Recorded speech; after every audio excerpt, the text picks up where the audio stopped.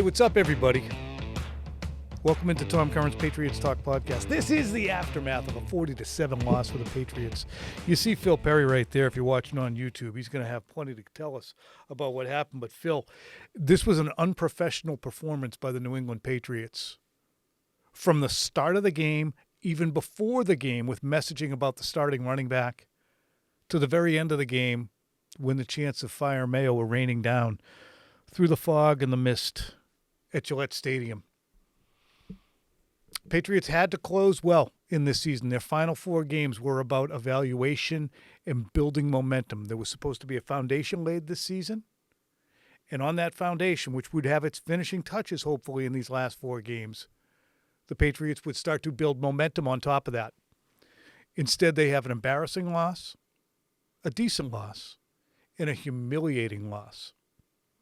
So after this week of significant improvement, they're back with their worst game in the last 2 years, and there were plenty of candidates. Here's Jerod Mayo after the game.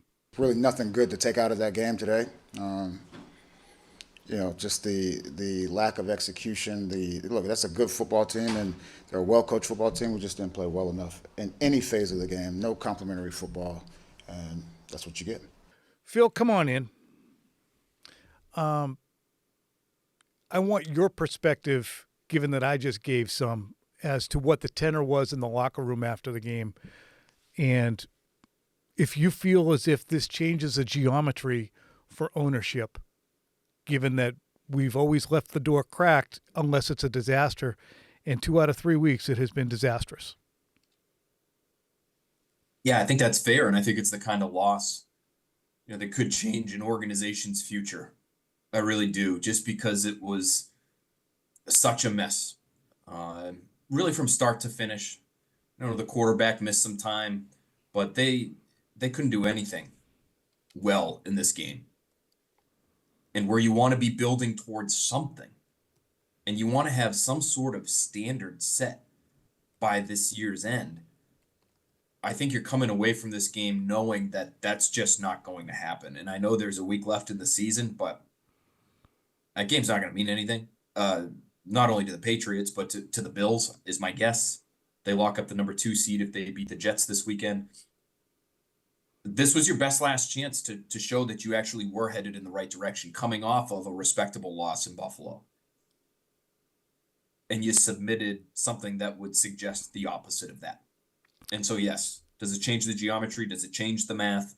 Does it change the outlook for the Krafts? I think it could. I don't know if it will. There's a guy they're incredibly invested in Jerod Mayo, so I don't know if it will at the head coaching level. But you're certainly going to see change. It's just a question of how much this offseason. Yeah, I think it's gone from tweaks, perhaps best case scenario for those who are involved in the team right now. Best case scenario for their futures would be tweaks. They signaled something, whether you're a player, a personnel man, or a coach. Tweaks was the best you could hope for if you wanted to stay here in New England. Now it's sweeping alterations or massive change. It's one or the other of those. It ain't going to be tweaks. It can't be tweaks. And if it is tweaks, it's a little bit irresponsible because you're hoping against hope that it is magically going to transform. This is the period of the season in which you needed to see transformation taking root. Look, they have basically the same players that they've had throughout the season. Basically. Jabril Peppers, he hasn't been on the field that much. Anyway, so he was out today. But Christian Gonzalez was dinged. Okay, big deal. It didn't lead to the complete dysfunction that we saw after that. So it's going to necessitate whether there's going to be sweeping change or major alterations. And to me, you spoke to Keon White, and his comments were fascinating because the second-year player who voiced his concerns during the week about, hey, I'm going to have to see and evaluate where things are headed because I want to see change. I'm going to let you take the ball here, but the last point I'll make is you can suck on the field. You cannot suck off the field. And I think that the messaging surrounding Ramondre Stevenson, the messaging you're going to unveil a little bit here with Keon White and his redirection on what Jerod Mayo said about his comments, and then finally the decisions around Drake May playing late in the game, all of those are the things that I think show a lack of competency. Your ball, sorry. No, I think you laid it out there really well. I got a chance to catch up with Keon White for about 6 or 7 minutes after he had met with the larger crowd of media, and just wanted to make sure that the way things were being portrayed was accurate. And so when Jerod Mayo goes on the radio today before the game with Scott Zolak on 98.5 The Sports Hub and says, what Keon said to Curran late in the week isn't what he meant. And we know what he said was essentially, I'm uncertain about my future here. He was very non-committal to whether or not he was going to be able to improve. That he made it seem as though there was a real disconnect between what was being coached and how he was performing. And after Mayo says that his words were essentially taken out of context, he tells me, I meant every single word. He said, I don't really care how it came across as long as we're on the same page and my teammates know where I stand. I don't really care how it came across. Me and Mayo had a conversation. We're on the same page. And so for him to then go on, when I'm asking him about the coaching and if he's being used properly, say things like, I feel like I'm not playing well, and that's all that matters. Okay, well, Keon, could you be used differently? I think I could just play better. It's on me. I got to correct myself. It comes down to me fixing the problems and coaching myself. To hear things like that, Tom, suggests to me he doesn't like the coaching that he's getting. That to me is essentially a non-answer. It tells me that the scheme isn't the right fit for him, and he put words to that. He said, I'm not doing the scheme justice. It was fascinating just how willing to be open and honest about everything when it comes to his performance here this year. He was willing to be. And so it's just, to me, the question is this just a blip on the radar? Is this a real window into how more players feel? And is the support for the coaching staff not what we thought it's been? Because really all season, most guys, when given the opportunity, have thrown real support behind Jerod Mayo and his coordinators. Mm-hmm. It's interesting, too, because he might feel the most liberated to say it, but it is, as we've always heard here, and you can use it in your own private life, speak for yourself. If Mayo's asked about the Keon White comments, say you'd have to ask him more clearly, we had a conversation. You don't have to go to the point of saying that's not what he meant. Same thing with the messaging surrounding. See, these are one by one, they're tiny. But in the wake of a season, an off season full of them, and then a seemingly disorganized performance on the field, they're big deals. And that's why the Ramondre Stevenson situation is a big deal. Here's some sound on Jerod Mayo speaking post-game when you were asked him about the Ramondre Stevenson decision. Jerod, before the game, you said on the radio that Antonio Gibson would start at running back and then Ramondre was on the field. What went into the last-minute change there? That was just a coach's decision. Coach's decision. Can I just follow up on that, Jerod? Did something change from the time you did the interview to the game to lead that? Or was there a miscommunication that maybe the message wasn't handed down? I understand your question, Mike. Look, it's a coach's decision. That's why I'll leave it at that. Phil, what's your understanding of what in God's name is going on here? These are the unforced errors that don't need to happen, that get lampooned on national television by Ross Tucker, that leave media members who report what they're told then feeling like they look like Mickey the Dunce afterwards for just saying what they were told. And I'm like, I'm not just going on what I was told here. So go ahead, Phil. What happened? Why? Well, Mayo clearly told both the broadcast team and the radio team, Scott Zolak specifically, that Antonio Gibson was going to start in place of Ramondre Stevenson, especially in wake of Stevenson's ball security issues in Buffalo. And then we're watching the game. Before the first play is snapped, Ramondre Stevenson's just sitting there in the huddle. And doesn't look like there's, Mayo's, running to Alex Van Pelt to say what's going on. You got this wrong. Let's get our starting running back out there.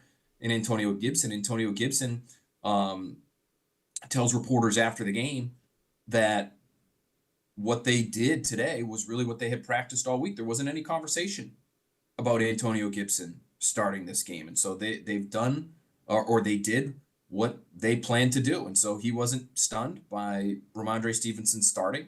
It feels like Jerod Mayo might be the only one. And so that, to me, again, it just comes back to the disconnect, the lack of communication. I relate this situation to the design quarterback run situation where Alex Van Pelt thinks one way about it. He tells us on a Thursday that they're not doing it, that he wants to keep Drake May healthy, and then 4 days later, they're running the quarterback. Did Jerod Mayo and Alex Van Pelt talk, Tom? Did they discuss their plans? Is it such a siloed operation, which is a crazy word to use because Jerod Mayo said in his 100%. opening press conference when hired, silos are gone. But is it that way to the point where you don't even really understand who's starting and who's not? I mean, when he talks to Mayo or he talks to Ross Tucker, I imagine, that's as early as like an hour or a couple hours before the game. And so to feel one way and then have something completely different happen and not really be able to explain it after the fact, that is wild to me. So either, my guess is, I mean, either he told Van Pelt late, hey, I don't want him starting. I just want to send a message first few plays. And Van Pelt said, no, we can't do that. All these guys are ready to go. No, we just, he'll get the message. Just, he's playing. Or he didn't know what the plan was, and he thought it was clear from some conversation that he had that Ramondre would sit at the beginning of the game. But Alex had already put in the script and just went with it. I mean, again, this is, why are you talking about it? Why are you talking about it? It only brings a floodlight onto what seems like dysfunction. And I look at the situation with Drake May, and I'm a proponent of, if you have an independent neurologist and he takes an evaluation of the player and is supposed to be independent and says that player has passed the concussion protocols, he is clear to play, you are absolutely within your rights and even, to an extent, obligations to put the player on the field, regardless of if the player goes, I feel great, I want to get out there, I'm doing everything I can to get out there. You're not doing yourself any favors when you say that as a player. It's an independent neurologist. That's why they put it in place, because of the $1 billion settlement that the NFL deserved to have to pay and the lives of people who were altered by this and continue to be by CTE. However, when the game's out of reach and it's 30-7, discretion's a better part of valor. Put Joe Milton in the game. And that, to me, if I'm ownership and I understand that the most important person in the franchise might not even, for the success of the franchise, be Robert, Jonathan, Elliott Wolf, or Jerod Mayo, it's Drake May. That's the most important person. I just don't think it was a great idea for the coaching staff to decide that in this route where he's taken a pummeling, could have gotten a hip drop tackle too and been done until next friggin' October because of the Derwin James thing. He's just lucky his feet weren't on the ground. That would be offensive to me as well. Phil? So I want to be honest with you and the listeners in terms of how I felt in real time, which was once he was back, and I'm with you. If the doctor says he can play, he's looking at him, I'm not. I thought the rule was if you exhibit real signs of concussion, and that was a knockout blow. He got hit in the face and dropped the ball because his body went out on him. That's how I saw it. Mm-hmm. The ball wasn't jarred loose by anybody's fist. It was jarred loose because he got his jaw rocked. Mm-hmm. I thought that meant you're done. So that's question number one. If I get a chance to ask the doctor, that's what I ask him. That's the question. But he's out there. Okay, doctor says he's okay to play. Great.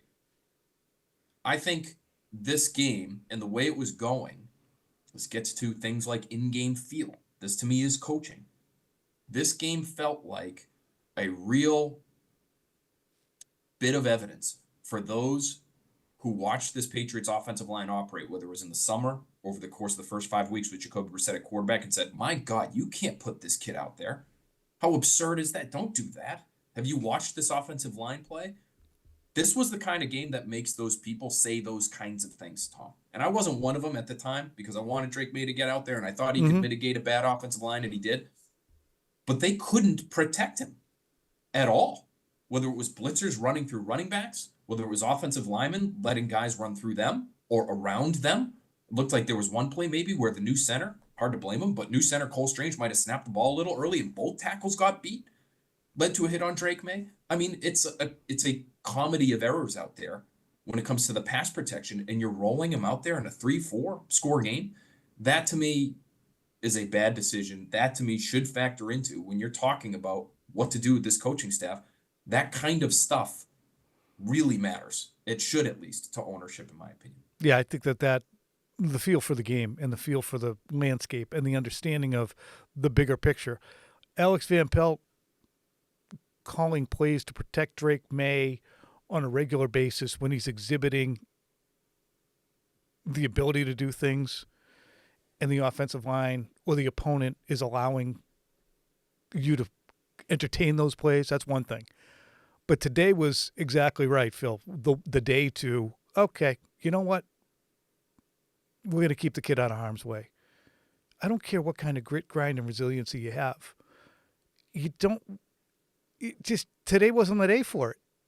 Well, and how about the answer from Mayo? I mean, to get back to the head coach, like, I know they like that Drake May's a competitor, and you should want that from your quarterback. You should want Drake May to go out with a concussion like that, but it shouldn't weigh into your decision at all.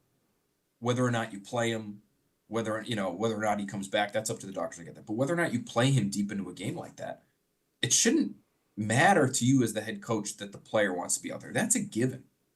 That's like base level player competitiveness, especially at that position. The decision is the hard part. You're the head coach. The decision is the risk worth the reward? In this instance, the answer was no. Now, if they did it about a drive later than I thought they should, and so I don't want to completely hammer him, Tom. I don't know how many more plays he took from the point that I thought he should be out of the game. But Drake May's willingness to be out there shouldn't factor into your decision-making at all. That should be up to you. That's another subtle rake stepped on because you can't say that. He wants to be out there. Who cares? Who cares? You just totally say, look, the independent neurologist says he's cleared to play. He's going to play. And irrelevant. As is May's saying, I got my bell rung. Everyone cares about that. He literally said that at the beginning of the press conference. My jaw hit my chest. I got my bell rung. Well, that's it. Party's over. Bell rung equals concussion. Fumbled football for no good reason. Not because it was jarred loose, but because your body said nothing else matters except for what just happened to my head. You should be out of the game. So between the bad messaging that's continuing, the decision with the quarterback, and the inefficient play, let's get on that a little bit right now. It was staggering to see the number of third and fourth down conversions. I think it was 9 for 13 at one point for the Chargers, and the Patriots were still stuck on 0 for 2 or 0 for 3 because they couldn't get past third down. First drive, 3 and out. Second drive, 3 and out. Then they had a fumble or another 3 and out. And then came the fumble. Then came the lucky touchdown, which, thank God for that, it would have been 40-0. They couldn't get the ball away from them. So your defense can't stop them because they're just rolling on you, and they're making decisions offensively on fourth down that are basically saying they probably can't stop us, but even if they luck out and they do stop us, they're definitely not scoring on us.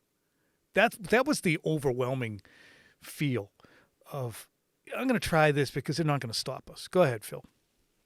They ran 15 plays offensively in the first half. That's a joke. It's a bad number, guys. It's the fewest number of plays according to ESPN stats and info that any offense has run into the first half of any game in 5 years. So, the Mac Jones, Bailey Zappi era did better than that. And I know Jacoby Brissett played a series or whatever it was, but my God, 15 plays. And part of that is because your defense can't get off the field either because you can't sniff Justin Herbert, and I'm sure we'll get to that. But the efficiency was horrendous. They ended up being 2 for 13 on third and fourth down, as opposed to 12 for 19 on third and fourth down for the Chargers, who were 2 for 2 on fourth down. One of them I thought was a little bit of a crazy decision, but they were aggressive, and it paid off for them. I just look at because they things weren't scared. Sorry. They weren't scared. And I look, if we focus offensively first for the Patriots, I look at and everything is with, coaching in mind and sort of looming in the background and the status of these coaches. Pop Douglas said something to me when I asked him about Alex Van Pelt after the game where, he has us in the right position. And it's one thing to feel that way. It's another to watch these games and see that they are unprepared, it looks like, in certain situations. And I know Brian Hoyer spoke to this after the Bills game. They didn't have answers to Bills blitz packages late in that game in Buffalo. It felt again like today they didn't have answers to Chargers pressure packages. And they've got some horses up front. I totally get it. But I look specifically at the fumbled pitch and the wonkiness of that play. According to the players, that play was all thrown off, and the timing of it was all thrown off because of a blitzing Derwin James. Pop Douglas sort of altered the path that he was supposed to take to the football, I think because he thought, well, I got this guy right on my tail. If I don't take this angle, then, the play is going to be blown up. The play was blown up, and they lost the fumble. But if you see that blitzer coming, and maybe Drake May just plain missed it. He's pretty smart, though. You see that guy coming down into the box, and you think, oh, if he blitzes, this play's actually completely screwed. Like, this is going to bust. What's his answer? Like, is he prepared for that look in that moment with that call on? And it feels like the answer is no. And so even though he's developed as a young player, and that's the most important thing that Alex Van Pelt could have done this year, it's incredibly important. It's about half of his job. The other half of his job is situations like that and putting points on the board. And they're just not good enough in that regard. And so, like, that to me is a bit of evidence today where if you're ownership, you're looking at it and you're saying, we got to try to do better than this offseason. Yeah. And to go back, excuse me, Phil was mentioning Hoyer. Hoyer was watching the glacial pace of the final drive last week when it took like 15 minutes of real time for the Patriots to execute a drive when they needed 2 scores. They finally got it in the end zone. But Hoyer kept saying he's got no answers. He's got no simple answers because they keep bringing 2 off the right edge. Defensive's right edge, Boston. Patriots left edge. And they keep bringing 2, and May had to sprint. So they kept bringing extra blitzers off of places that they knew May couldn't adjust to. And I look at that play again, and you're running a play that requires timing and multiple tumblers to fall in the correct place to unlock the safe and have a productive play. What did he call it the other day when he was talking safe about play? Did he? A safe play, and he also said to have it not be a disaster or something like that. But you're running a pitch. Again, you're asking someone to hold up on your offensive line when so far in the game you haven't built enough momentum to run that crap. I like gadget plays. I like tricky plays. I like chicanery. I love it. But at that point, you had gone 3 and out, 3 and out, 3 and out. And now you're going to try and pull a rabbit out of your hat when you can barely, do a card trick? It's not going to happen. So and have you talked about, shit. That's what I want to know. Have you talked about, hey, Drake, if they blitz on this play, you got to get out of it, right? They love blitzing Derwin James. He's all over the field. They use him in variety. If you see 3 near the line of scrimmage, the play's off because we don't know how we're going to be able to handle it. So you got to can it, get to something safer. Like, is that conversation happening? That's what I want to know. And if it's not, that's an indictment of the offensive coordinator. And this is funny because we often ask these questions rhetorically on these podcasts as if these very intelligent football minds have not had these things dawn on them. And the answer generally is, of course, they've talked about it. And they probably said that, my guess, somebody did something, whether it was last week with DeMontre Jacobs didn't cut his guy, and then Ramondre wasn't able to get upfield, and Drake didn't get deep enough to throw it correctly. All it takes is one thing to go kablooey. And probably Demario Douglas altering his depth probably is what made it go kablooey, because that was a timing issue. But because of the blitzer. Yeah, right? But Hunter Henry was too early, too. Hunter Henry was almost banging into May. It was a messed up play. We'll move on from that play, but it's just another ass play call circumstantially by Van Pelt. So if you look at this team and you look at DeMarcus Covington and the absolute non-existent pass rush, the declining production of the linebacker group, and a pretty decent secondary, and you say, you know what, we got to move on. DeMarcus has to go. And then you look at offense and you say, you know what, AVP has to go. We're going to keep Mayo, but the 2 coordinators, they got to go. Are you actually going to be able to improve those positions when people outside the organization see the tenuous nature and say, that's a train I want to jump on? If you have other options. That's why Alex Van Pelt is here. He got fired late and unexpectedly, had no other bus to jump on, jumped on this one. So you might end up going, despite your better judgment, back again with these individuals. And if you decided, Phil, to clean house on everything and said, you know what, we knew we were going to struggle, but it hasn't worked out with Jerod. We're going to move on from all the coaches. Then you still have Elliot Wolf goofily waving back at you saying, hi, I didn't want Lab McConkey. I wanted Javon Baker and Jalen Polk, and I thought Chuks Okorafor would be a starter, and I thought Tyquan Thornton could play, and I thought that Jacoby Myers had to go someplace else. You think that head coach wants to come in and work with Elliot Wolf, who is not good? That head coach is not going to want, if he's worth his salt, to work with a GM who's already tied an anchor to the franchise in his 9-10 months of running that show. So you either got to suck it up, bring everybody back, or you got to go in and just take the rug and whoosh, and everybody goes flying. Then you vacuum the rug and you start clean.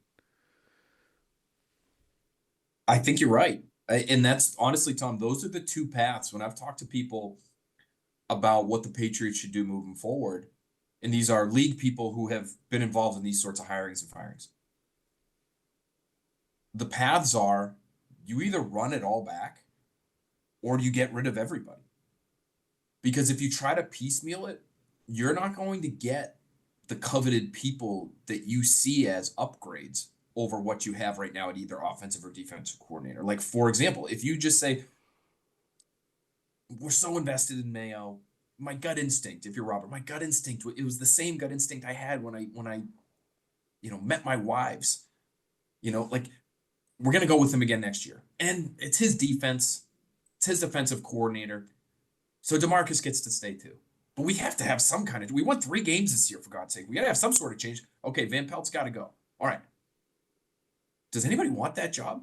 As good as May has been, and maybe somebody out there sees him as their ticket to a head coaching job eventually, but you're tethered to a coach who's on the hot seat in year 2, is my guess. You're tethered to what's probably going to be a pretty bad roster again next year, outside of some miraculous big-time acquisitions this offseason that completely change everything. It's not a job that you'd be dying to have if you are coordinator number 1 on everybody's list this offseason. And so do you end up just making change for change's sake, and you end up again with like your 10th option, the same way you did with Alex Van Pelt, and now you're just changing things on your young quarterback? And is that the right decision to make? You better be damn sure, if you want to move on from just 1 or 2 of these guys, you can upgrade those spots, because it's probably not going to be a real coveted position. You can't change for change's sake is absolutely the most accurate way of putting it. You cannot, because if you're not positive it's an upgrade, then you're just feeding the fire of dysfunction. You cannot change for change's sake. So they're probably going to die on that hill of, we're going to run it back next year. I would guess that they're probably going to do that. Phil, Boston Sports Info put out a tweet. Patriots at home in the last 30 games, they are 10-20. In Tom Brady's career, they were 121-20. So it took them 30 games to lose 20 times at home post Brady. It took them 141 games, the equivalent of 16 into 140, because almost 10 seasons. Crochet. Phil, what were you going to ask me? Yeah, they're 1-7 at home in December and January the last 3 years. Really bad. When it comes to ownership and their investment in Mayo, and if you made me guess right now, is he back or not? I would say he is. Do you think they should be reacting to fan reaction? We heard Fire Mayo chants in the stands today. We heard audible boos in the stands today. The stands were once again, by the way, not full. concession stands. I'm out there going back and forth, to the radio booth and back and out, and I'm walking through the concessions. The lines are not anywhere near what I've seen in the past. This is hurting their wallets in Yeah. some way, shape, or form. All of this losing.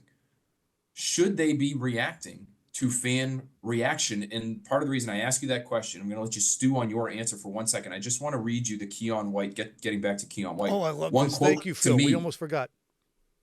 that I thought was really eye-opening, because he, in some ways, knowingly or not, and I think knowingly, he's clearly an intelligent guy, is calling out everybody in the organization, ownership included. I asked him basically what his reaction was to the fans voicing their displeasure today.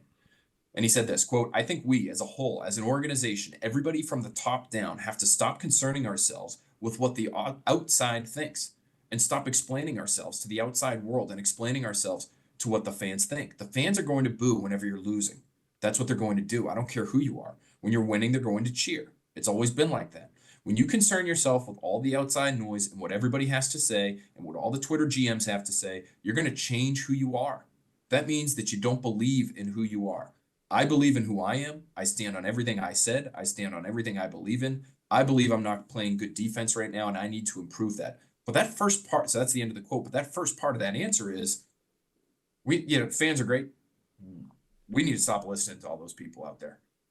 Should the Krafts take that advice, or should they be listening and seeing what's going on and making a change based on that evidence that they've been presented?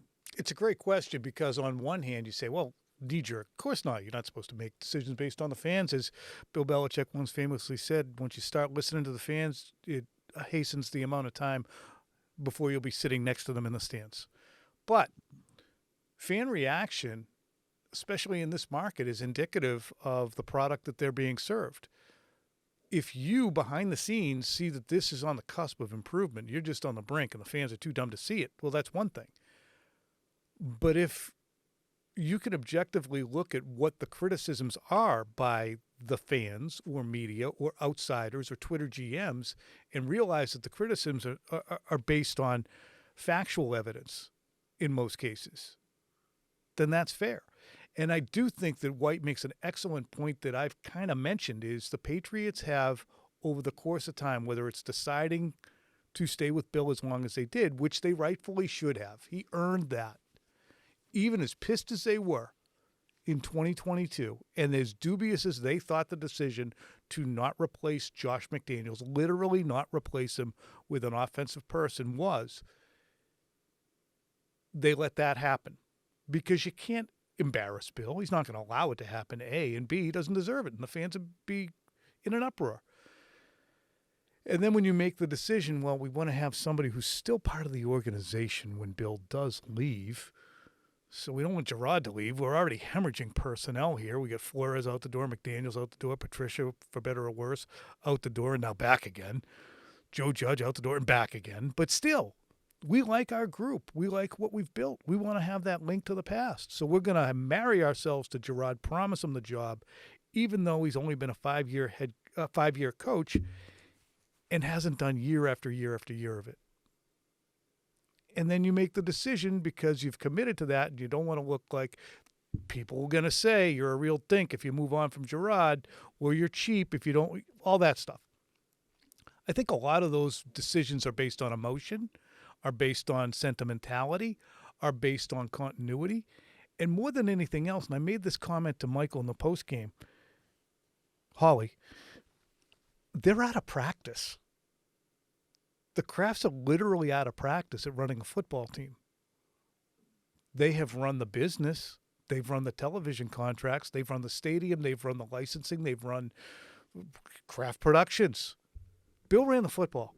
As much as you people don't want to get that through your friggin' heads, Bill ran the football. He ran the salary. Exactly as they would have liked to, because Bill was a miser, but he ran the salary. He ran the roster. He ran the personnel. They might have made their points or preferences obvious at different junctures, but they didn't tell him to draft friggin' Mac Jones. You morons. He did that. But they're out of practice of running a football team.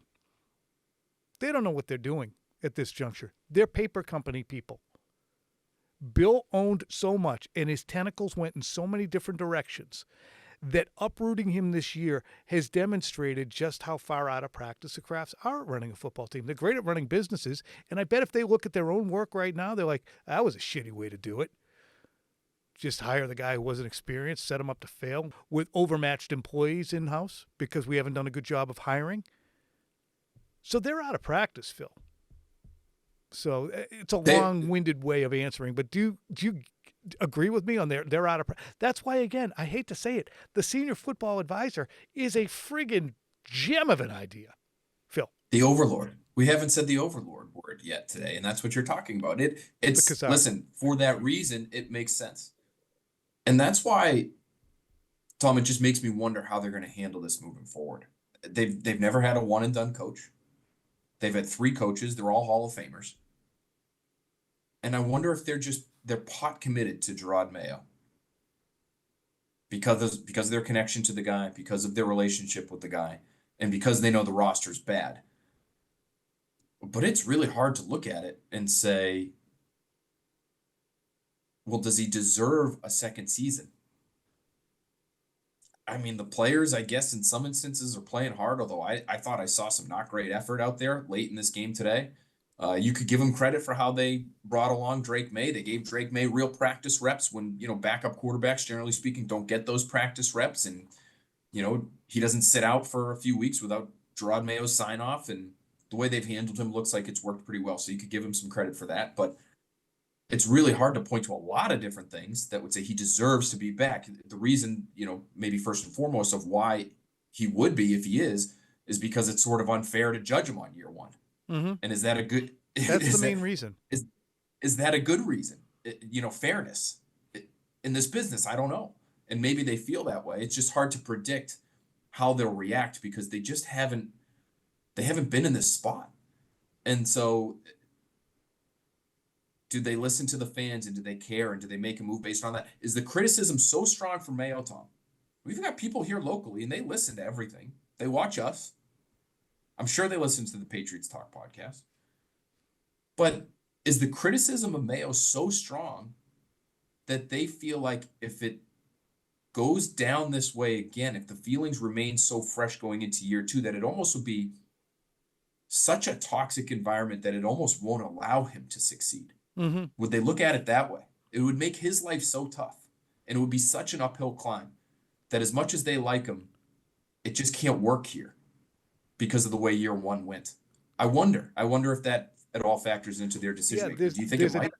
There's a digging out element in this portion of the season was not supposed to dig the hole deeper. And it's digging the hole deeper. It was supposed to be signaling that, your head's above water. You're ready to continue next year, and you've dug it deeper. So it leaves, I think, everybody, except for the Krafts or any individuals who are in the decision-making business about the future of this franchise, they have to be objective about what they're looking at as well. Not trying to prove that they were right.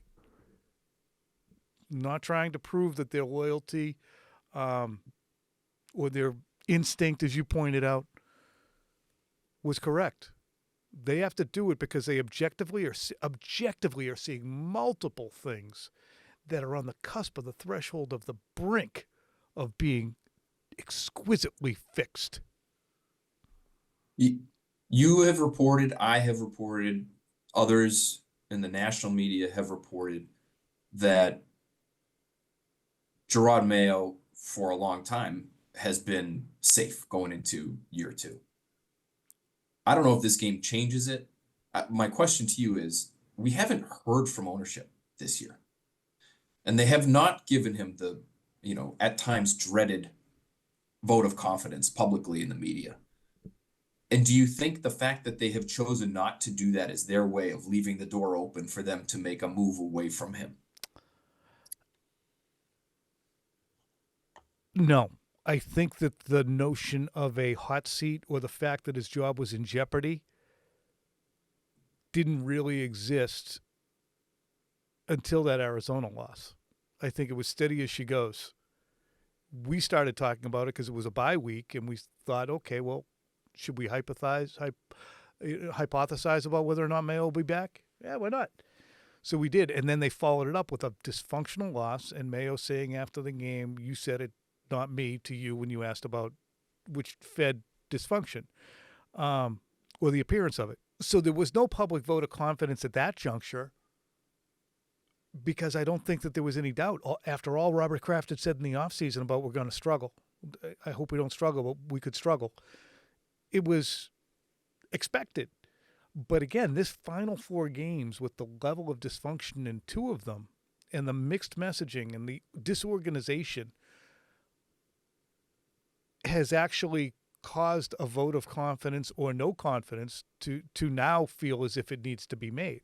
I think that they have ostensibly made 1 million votes of confidence by making sure that everyone reports that unless the Hindenburg happens, he's back. But the Hindenburg is ongoing. Oh, the humanity. It's just that's one the of thing those is like, games. and I don't know if they would want to give a vote of confidence now. They gave 1 million votes of confidence before the season began, and it might suck out there. We're going to go with what we're going to go with. So it sucks that Mayo has to be the guy who takes all the slings and arrows. Where's Elliot Wolf? Where's Matt Groh? Where is Jonathan? Where is Robert? They're letting the one guy take all the slings and arrows, and he's clearly still learning on the job in terms of the podium. So he's been hung out to dry. He has really been hung out to dry.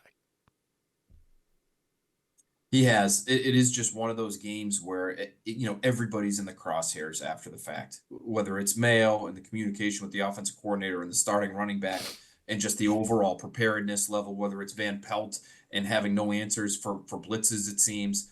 Whether it's Covington and not being able to really get anywhere close to Justin Herbert and not having an answer. Talk about not having answers. You play a lot of man coverage. You know you're going to get a lot of pick routes. We're still having a hard time figuring out how to defend pick routes because they're seeing it week after week after week and they're getting beat. Whether it's Elliot Wolf. I mean, Lab McConkey's going up and down the field on them and out-receives Jalen Polk in one game here at Gillette Stadium compared to Polk's entire season. And you traded out of that pick. And that, how does that not put the spotlight on what's happening in the front office? It's just every decision you made in terms of how to staff this thing post Bill Belichick after a game like that looks like a bad decision. And the funny thing is, I think people would contend again, well, this is what you wanted. No, Bill had to go. You could not run it back with Bill for a variety of reasons. He had opportunities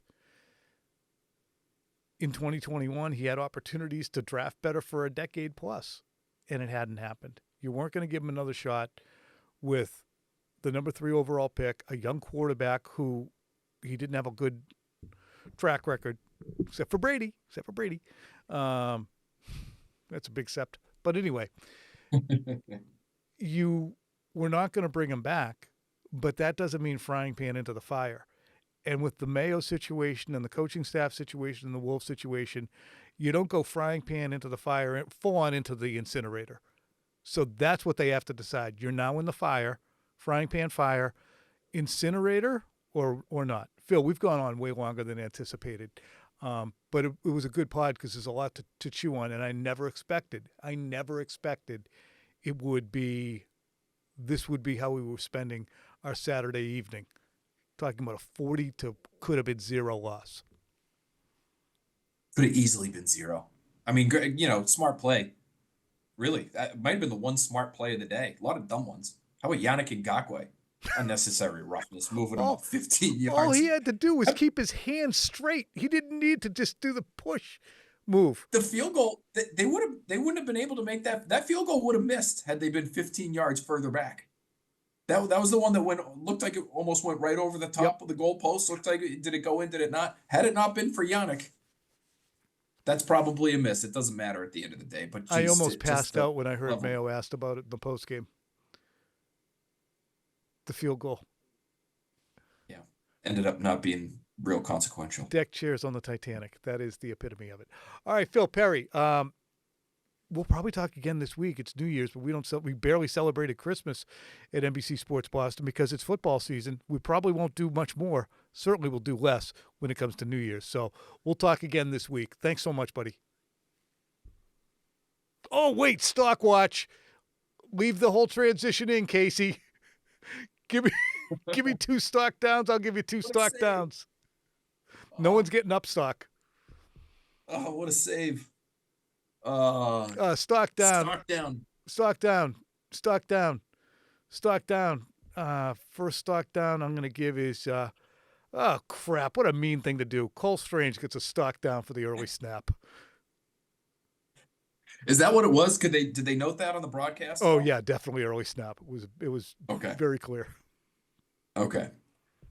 Stock down for Cole Strange. Then I will go stock down for. Can we give it to the entire Patriots offensive line? It just felt like May was under duress. It felt like one of the games.